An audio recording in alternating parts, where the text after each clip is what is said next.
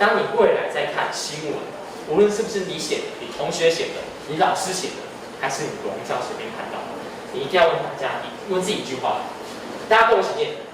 这是真的吗？很好。收看新闻、滑手机，甚至是身边亲朋好友讲的话，都是资讯。不过内容是否属实，就要靠自我辨别。亲子营队讲师的一句话，提点阅听人保有资讯判读能力。这是 LabC 与台师大、中嘉宽屏等单位携手，以一日亲子工作坊，带领家长孩子认识生活中的媒体，同时培育媒体素养。我们想要学习新的知识，跟学习新的不一样的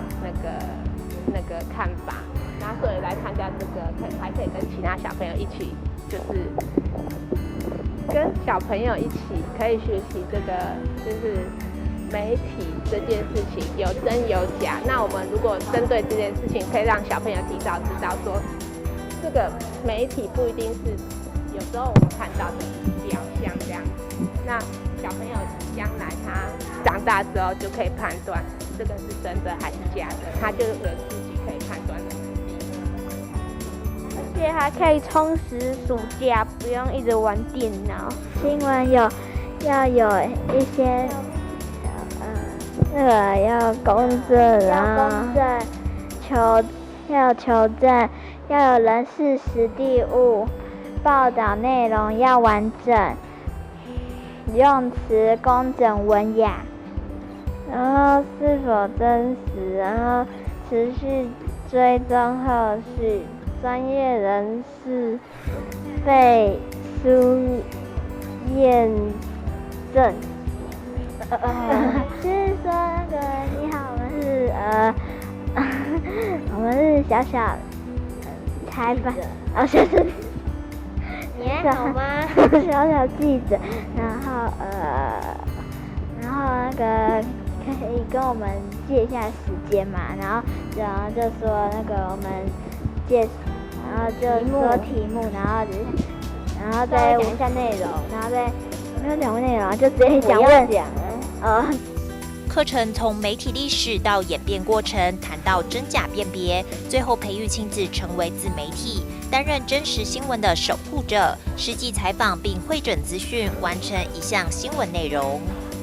那我今天分享给亲子的课程是借着让他们去采访过程当中做中学，去了解媒体素养的重要性。所以他们就会去产出他们自己的新闻，在台上分享他们自己采访的过程。那么，借着老师跟学生其他人的回馈，去发现自己整理的内容有什么可以更好的地方，有什么表现好的地方。那么会更直接了解，原来其实自媒体，我觉得是更重要的，不仅是我们看媒体接收，更重要是成为一个能够去发声的人，去影响这个时代。因为我觉得媒体能够影响的不只是一个孩子，是一个世代，是一个整体教育或是孩子未来的成长。那么也不仅是孩子要学，其实家长也要学，因为其实家长过去也没有相关媒体素养的一个学习的经历，所以我觉得亲子共学在媒体素养当中是非常重要的。